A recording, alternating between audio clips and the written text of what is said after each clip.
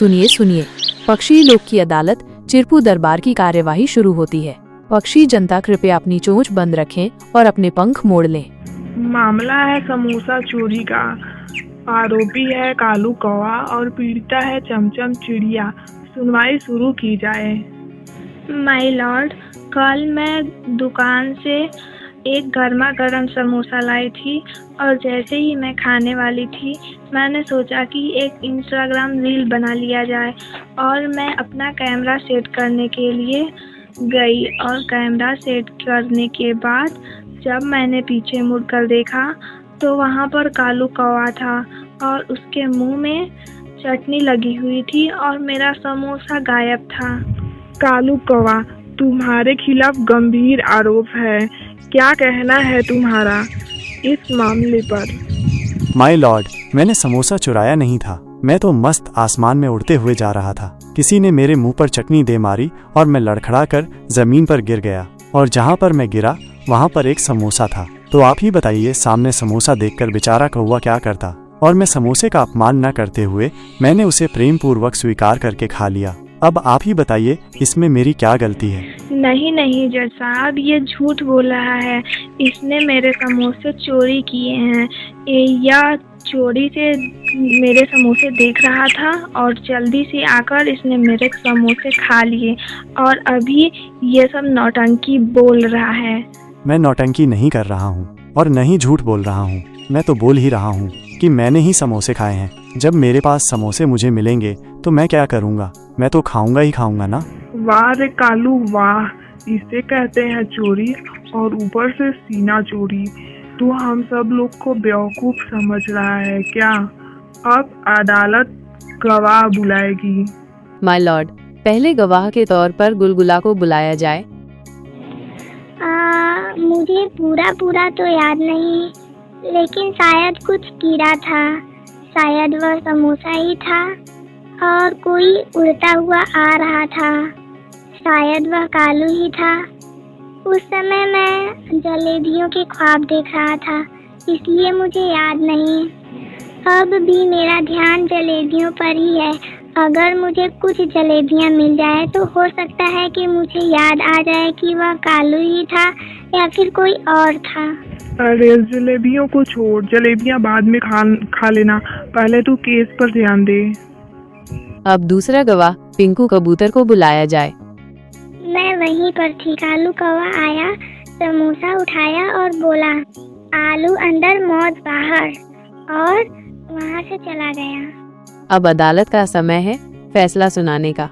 सभी गवाहों और सबूतों को मद्देनजर रखते हुए अदालत यह फैसला सुनाती है कि कालू ने जानबूझकर चमचम का समोसा चुराया है। इसलिए कालू को 2 गरम समोसे और 1 रसगुल्ला चमचम को देना होगा। हाय, समोसे की कीमत मेरी इज्जत से ज्यादा हो गई माय लॉर्ड।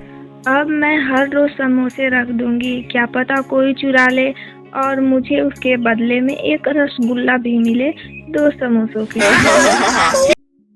ओह टिंकू, अब तो मैं तुमसे परेशान हो चुका हूँ। अब मैं तुम्हें और अपने काम पे नहीं रख सकता। क्यों, क्या हो गया महाराज? ऐसी कौन सी गलती मैंने कर दी? तुम हमेशा गलती ही तो करते हो। कब तुम सही काम करते हो? अगर कभी करते भी हो तो काम कम करते हो और काम चोरी ज़्यादा करते हो। तो अब मैं तुमसे ये कह रहा हूँ कि तुम यहाँ से चले जाओ। अब मैं तुम्हें और अपने काम पर नहीं रख सकता। गलत कर रहे हो महाराज। मैं आपको पहले ही बता देना चाहता हूँ कि आपको मेरे जैसा सेवक कहीं मिलेगा नहीं। अरे भाई, मैं तुम्हारे जैसा सेवक ढूंढूंगा ही क्यों?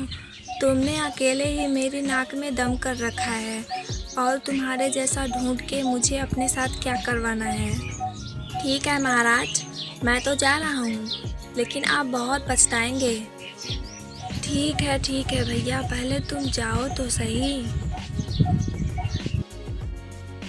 ओहो, अब तो इस राजा ने भी मुझे निकाल दिया। अब क्या करूँ? कहीं ना कहीं तो जुगाड़ बिठाना ही पड़ेगा। चलो सोचता हूँ। खुद से ऐसी बातें करते हुए टिंकू चल ही रहा था कि उसे एक कागज मिलता है जो किसी इंसान का सर्टिफिकेट होता है, और सर्टिफिकेट देखते ही टिंकू के दिमाग में खुराफाती आइडिया आता है। अब ये किसका सर्टिफिकेट है? किसी का भी हो, पर मैं अब इस सर्टिफिकेट का गलत इस्तेमाल करूँगा। टिंकू सर्टिफिकेट लेकर दूसरे जंगल चला जाता है और वहां जाकर सभी जानवरों से कहता है कि वो शहर से पढ़ाई करके आया हुआ है, और वो सबसे बोलता है कि वो बहुत पढ़ा लिखा है और वो अपना एक ऑफिस खोल देता है, और सभी जानवरों से कहता है कि अगर किसी को भी कोई परेशानी हो तो वो टिंकू से आकर सलाह ले सकता है। अब तो मुझे बहुत दर्द हो रहा है, बिल्कुल भी चला नहीं जा रहा है। अरे चिक्की, तुम्हें क्या हो गया है? कल मैं पहाड़ी वाले जंगल की तरफ से आ रही थी और मैं पत्थर पे चढ़ी और मेरा पैर फिसल गया और मैं गिर गई। तभी से मेरा पैर बहुत दर्द कर रहा है। मुझे कुछ समझ नहीं आ रहा कि मैं अब क्या करूं। अरे चिक्की, तुम टिंकू भैया के पास चली जाओ, वो बहुत पढ़े लिखे हैं, तुम्हारा अच्छा इलाज कर देंगे और तुम बिल्कुल ठीक हो जाओगी। क्या ये टिंकू कौन है? क्या तुम टिंकू भैया को नहीं जानती? वो बहुत पढ़े लिखे हैं और शहर से पढ़ाई करके आए हुए हैं। जिसको भी कोई समस्या हो रही है वो जाकर उनसे पूछ रहा है और अपनी समस्या का समाधान पा रहा है, और वो थोड़े पैसे लेते हैं लेकिन समस्या का अच्छा समाधान बताते हैं। तुम भी थोड़े पैसे लेकर जाओ और मुझे तो पक्का विश्वास है कि वो तुम्हारा इतना अच्छे से इलाज करेंगे कि तुम बिल्कुल ठीक हो जाओगी। तो फिर ठीक है, मैं अभी जाती हूँ। चिक्की तुरंत टिंकू के घर चल देती है और उसे सारी बातें बताती है। समझ गया, तुम्हारे पैरों में चोट आई है और मैं इसका अच्छे से इलाज कर सकता हूँ। तुम थोड़ी देर यहाँ पे बैठो, मैं औषधियाँ लेकर आता हूँ। अगर मैंने इसको बता दिया कि तुम हल्दी प्याज अपने पैरों पे बांध लोगी तो सही हो जाओगी, तो किसी को भी चोट लगेगी तो मेरे पास नहीं आएंगे और मेरी कमाई नहीं होगी। तो मुझे क्या करना चाहिए? टिंकू एक काले रंग की पोटली बनता है और उसी में हल्दी और प्याज को मिक्स करके गर्म करके भर देता है, और भरने के बाद चिक्की के पैरों पर बांध देता है। अब तुम जा सकती हो, तुम्हारा पैर सुबह तक बिल्कुल ठीक हो जाएगा। लेकिन इस बात का ख्याल रखना कि तुम इस पोटली को छोड़कर फेंक देना, ना तुम खुद देखना और ना ही किसी और को दिखाना, क्योंकि यह बहुत ही ताकतवर जड़ी है। इसको देखने से आँखों को बहुत ही ज़्यादा नुकसान हो सकता है, इसलिए तुम इसे बगैर देखे ही छोड़कर तुरंत फेंक देना सुबह होते ही। ठीक है टिंकू भैया, मैं वैसा ही करूँगी जैसा आप कहेंगे।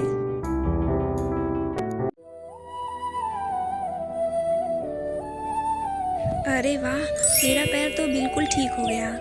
अब मुझे इस पोटली को कहीं दूर फेंक देना चाहिए ताकि इसे कोई भी जानवर ना देखे, नहीं तो उन्हें नुकसान हो सकता है। टिंकू भैया, मेरे गुफा में बहुत सारी मकड़ियाँ आ गई हैं, मैं उन्हें अपनी गुफा में से कैसे भगाऊं? इस जंगल के जानवर कितने बेवकूफ़ हैं, इनको तो इतना भी नहीं पता कि अगर तुलसी और नीम के पत्ते आपस में जला देंगे तो मकड़ियाँ अपने आप ही भाग जाएंगे।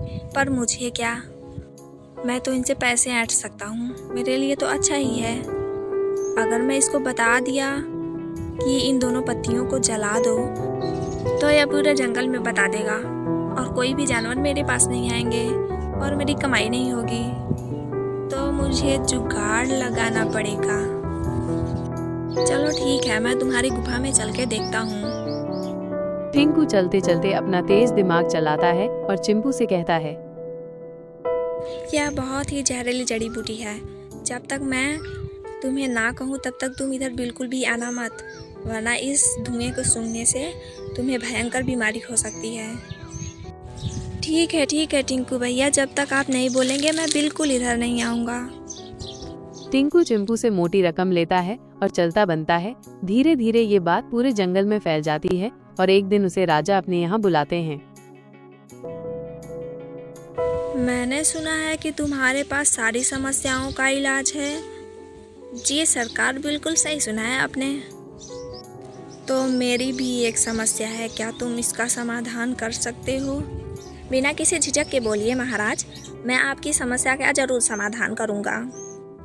तो ठीक है, सुनो, मेरी समस्या यह है कि रात में बहुत सारे मच्छर मेरी गुफा में घुस के मुझे रात भर काटते हैं और सुबह से मुझे बहुत खुजली होती है और बहुत जलन भी होती है। तो क्या तुम्हारे पास ऐसी कोई दवा है जिससे ये खुजली और जलन खत्म हो सके? नहीं महाराज, मेरे पास तो ऐसी कोई दवा नहीं है जिससे खुजली और जलन को खत्म किया जा सके। मच्छर काटेंगे तो खुजली तो होगी ही। तब तुम खुद को क्यों पढ़ा लिखा कहते हो और कहते हो कि मैं सारी समस्याओं का समाधान कर सकता हूँ? यही अंतर है महाराज, सब में और मुझ में। सब समस्या का समाधान खोजते हैं, लेकिन मैं समस्या को जड़ से खत्म कर देता हूँ। क्या मतलब? मैं इसका मतलब नहीं समझ रहा। तुम क्या कहना चाहते हो, जरा साफ साफ कहो। मेरे कहने का मतलब ये है महाराज कि मैं आपकी समस्या को जड़ से खत्म कर सकता हूँ। यानी कि आपकी समस्या है मच्छर और मैं मच्छरों को ही खत्म कर सकता हूँ। आपकी गुफा से कोसों दूर रहेंगे मच्छर। मेरे पास ऐसी दवा है, क्या आप चाहेंगे उस दवा को लेना? क्या तुम्हारे पास ऐसी दवा है? हाँ, मैं बिल्कुल चाहूँगा। जितनी जल्दी हो सके तुम मुझे ऐसी दवा दे दो। पर महाराज, ये दवा बहुत ही महंगी है। मुझे नहीं लगता कि आप इसे खरीद पाएंगे। चाहे जितनी महंगी हो, मैं तो खरीदूंगा ही इस दवा को। बताओ इसकी क्या कीमत है? ये दवा 50 सोने के सिक्कों से सिर्फ एक पैकेट मिलती है। बोलिए, क्या आप इतनी महंगी दवा को खरीद सकेंगे? हाँ बिल्कुल बिल्कुल, ले आओ, जल्दी ले आओ। मैं इन मच्छरों को और नहीं सहन कर सकता। टिंकू बाजार जाता है और बाजार से मोटीन लाता है। शेर को मोटीन देता है और मोटीन को जलाने वगैरह के बारे में भी बताता है। शेर मोटीन पाकर खुश हो जाता है और चिंपू को 50 सोने के सिक्के दे देता है और चिंपू मुस्कुराते हुए वहाँ से चला आता है। इस जंगल के जानवर कितने बेवकूफ़ हैं।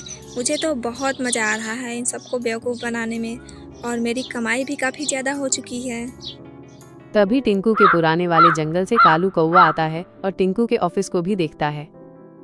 अरे टिंकू यहाँ पर क्या कर रहा है?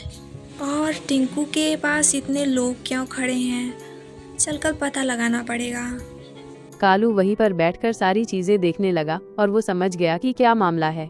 सब लोग मेरी बात को ध्यान से सुनो। ये जो टिंकू है ना, तुम सबको बेवकूफ़ बना रहा है। इसने कोई पढ़ाई लिखाई नहीं की है। क्या कह रहे हो तुम? बिल्कुल ठीक कह रहा हूँ मैं। पहले यह हमारे जंगल में रहा करता था और राजा जी के यहाँ, बट राजा जी ने इसको निकाल दिया इसके गलत स्वभाव के कारण। तब से यह यहाँ पर आकर रहने लगा और तुम सबको ठगने लगा। ठगता नहीं है वो, सच में उसकी दवा काम करती है। कोई दवा ववा नहीं है उसके पास। जो हम लोग हमेशा से प्रयोग करते थे, उन्हीं जड़ी बूटियों को वो बता रहा है और उन्हीं के पैसे तुम लोगों से ले रहा है। समझ रहे हो तुम लोग? मुझे जो कहना था वो तो मैंने कह दिया, बाकी तुम लोगों की मर्जी। मैं तो चला। क्या ये कालू सच कह रहा था? हाँ, मुझे तो लग रहा है कि यह कालू सही कह रहा है। मैं भी बोल रही थी कि ये सियार कब से पढ़ाई करने लगे। इसका मतलब ये कि ये हमें पुराने नुस्खे ही बताकर हमसे पैसे ले रहा था। हाँ भाई, तुम सही बोल रहे हो। हाँ, लेकिन इसका सचमुच में पता कैसे लगाएं?